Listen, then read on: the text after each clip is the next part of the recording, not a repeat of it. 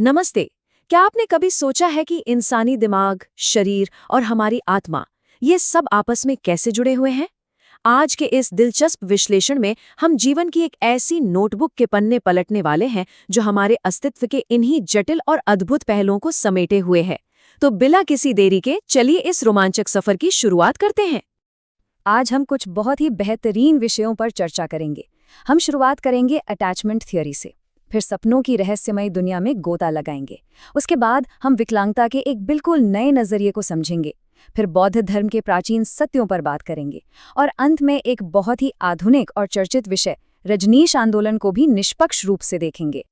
तो चलिए सबसे पहले बात करते हैं हमारी जिंदगी की सबसे शुरुआती और शायद सबसे मजबूत नींव की, यानी अटैचमेंट थ्योरी और हमारे मानवीय रिश्ते। मनोचिकित्सक जॉन बाउल्बी का ये लगाव का सिद्धांत या अटैचमेंट थ्योरी दरअसल बहुत ही गहरी बात कहता है। बाउल्बी का मानना था कि एक नवजात शिशु को सर्वाइव करने और भावनात्मक रूप से विकसित होने के लिए कम से कम एक मुख्य केयरगिवर, चाहे वो माता पिता हो या कोई और, उसके साथ एक बहुत ही करीबी रिश्ते की जरूरत होती है। ये शुरुआती रिश्ता हमारे अंदर एक इंटरनल वर्किंग मॉडल यानी एक तरह का मानसिक ब्लूप्रिंट तैयार कर देता है, जो आगे चलकर जिंदगी भर हमारे हर रिश्ते की दिशा तय करता है। अब इसी थ्योरी को मनोवैज्ञानिक मैरी एंसवर्थ ने अपने मशहूर स्ट्रेंज सिचुएशन एक्सपेरिमेंट के जरिए और भी साफ किया। उन्होंने लगाव के 4 अलग-अलग पैटर्न पहचाने। जब एक केयरगिवर बच्चे की ज़रूरतों को लेकर बहुत संवेदनशील होता है, तो बच्चे में सुरक्षित लगाव यानी सिक्योर अटैचमेंट बनता है। लेकिन अगर इस देखभाल में कमी रह जाए, तो बाकी 3 असुरक्षित पैटर्न पनपते हैं, जैसे कि चिंतित उभयभावी, चिंतित परिहार्य और अव्यवस्थित लगाव। मतलब बचपन में हमारी देखभाल कैसे हुई है, ये हमारे वयस्क होने पर हमारे व्यवहार को पूरी तरह से आकार देता है। बाहरी दुनिया और रिश्तों की बात तो हो गई। अब जरा नींद के दौरान हमारे अवचेतन मन में चलने वाली गहरी प्रक्रियाओं की ओर चलते हैं। चलिए बात करते हैं मनोविज्ञान में सपनों के रहस्य की। मनोविज्ञान की दुनिया में सपनों को लेकर 2 सबसे बड़े दिग्गजों के विचार एकदम अलग थे। सिगमंड फ्रॉयड का मानना था कि सपने और कुछ नहीं, बस हमारी बचपन की दबी हुई और अनकही इच्छाओं को पूरा करने का एक मानसिक जरिया है। लेकिन कार्ल जंग इससे इत्तेफाक नहीं रखते थे। जंग के अनुसार सपने दरअसल मन की एक बहुत ही स्वाभाविक प्रक्रिया है। ये हमारे दिमाग में संतुलन बनाते हैं और हमें भविष्य के लिए कुछ अहम संकेत या जानकारी भी देते हैं। दरअसल इसे ऐसे समझिए, सपना बिल्कुल एक जिगसॉ पहेली की तरह है। अब पहेली का मतलब ये नहीं कि आपको हर एक छोटे टुकड़े को बारीकी से समझना ही है। अगर आप सपने की मूल भावना और उसके बड़े विषयों को समझ लेते हैं, तो भी आपको पूरी तस्वीर का अंदाजा लग जाता है। और सच मानिए, आत्म खोज के लिए ये तरीका अविश्वसनीय रूप से मूल्यवान है। मन और सपनों की इस दुनिया से निकलकर अब हम सीधे अपने भौतिक शरीर की बात करते हैं और विकलांगता को देखने के एक बिल्कुल नए क्रांतिकारी नजरिए कॉम्प्लेक्स एम्बॉडीमेंट थ्योरी को समझते हैं। ये एक बहुत ही पावरफुल विचार है।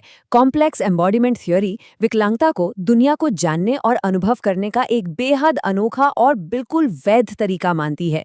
हम अक्सर एक आदर्श या परफेक्ट शरीर की कल्पना करते हैं ना, लेकिन ये थ्योरी उस भ्रामक विचार को सिरे से खारिज करती है। इसका सीधा सा संदेश है, शरीर जैसा है उसे उसी रूप में पूरी तरह स्वीकार किया जाना चाहिए। इसे थोड़ा और गहराई से देखते हैं। जो पुराना सामाजिक मॉडल था, वो एक तरफा सोच पर आधारित था। वो मानता था कि हमारा समाज और वातावरण का ढांचा ही लोगों को अक्षम बनाता है। लेकिन ये नया कॉम्प्लेक्स एम्बॉडीमेंट सिद्धांत इसे और बेहतर तरीके से समझाता है। ये कहता है कि पुराना दर्द या बढ़ती उम्र, ये सब शरीर की स्वाभाविक विविधताएं हैं। शरीर और समाज दोनों एक दूसरे पर गहरा असर डालते हैं और एक दूसरे को बदलते हैं। ये कोई एक तरफा रास्ता नहीं है। शरीर की इस गहरी समझ से आगे बढ़कर अब हम एक ऐसे प्राचीन आध्यात्मिक ढांचे की तरफ मुड़ते हैं जो सीधे इंसान के अस्तित्व और उसके दुखों से जुड़ा है। बौद्ध धर्म के 4 आर्य सत्य। ज्ञान प्राप्ति के ठीक बाद गौतम बुद्ध ने अपना सबसे पहला उपदेश इसी पत्तन में दिया था, जिसे आज हम सारनाथ के नाम से जानते हैं। ये उपदेश कोई आम उपदेश नहीं थे। इन्हीं में ब्रह्मांड और जीवन की वास्तविक प्रकृति का वो पूरा सार छिपा है, जिसे 4 आर्य सत्यों के नाम से जाना जाता है। अब देखिए, इन 4 महान सत्यों का एक बड़ा ही स्पष्ट और तार्किक क्रम है। पहला सत्य सीधे तौर पर कहता है कि जीवन में दुख है। दूसरा सत्य इस दुख की जड़ तक जाता है कि इसका कारण हमारा लालच, क्रोध और अज्ञानता है। फिर आता है तीसरा सत्य, जो एक बड़ी उम्मीद देता है कि इस दुख को पूरी तरह समाप्त किया जा सकता है, जिसे निर्वाण कहते हैं। और अंत में चौथा सत्य वो व्यवहारिक रास्ता दिखाता है जिस पर चलकर इस दुख से मुक्ति पाई जा सकती है, यानी आर्य अष्टांगिक मार्ग। ये जीवन की समस्याओं का कितना सुव्यवस्थित समाधान है ना? प्राचीन अध्यात्म की शांति से अब हम 20वीं सदी के अंत की एक बहुत ही आधुनिक, तेज और विवादास्पद खोज पर नजर डालते हैं। ओशो और रजनीश आंदोलन।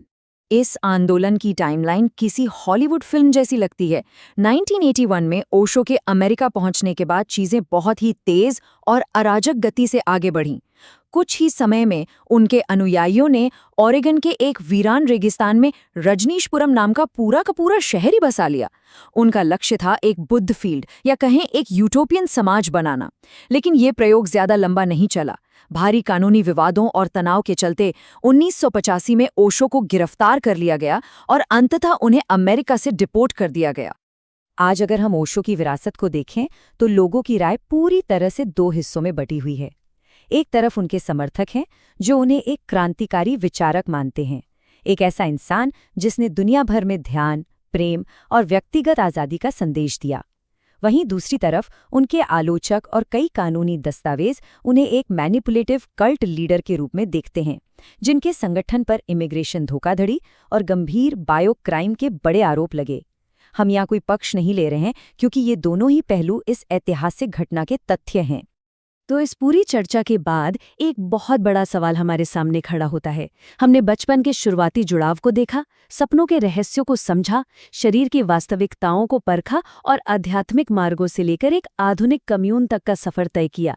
जब ये सारे अलग अलग धागे एक साथ मिलते हैं तो इंसानियत की पूरी तस्वीर कैसी दिखती है? आधुनिक मानव जीवन को गहराई से समझने के लिए इनमें से कौन सा ढांचा आपको सबसे ज्यादा प्रभावशाली लगता है? क्या ये सब मिलकर हमें पूरा बनाते हैं? इस सवाल को अपने साथ लेके जाइएगा और इस पर विचार जरूर कीजिएगा। हमारे इस विश्लेषण में शामिल होने के लिए आपका बहुत बहुत शुक्रिया।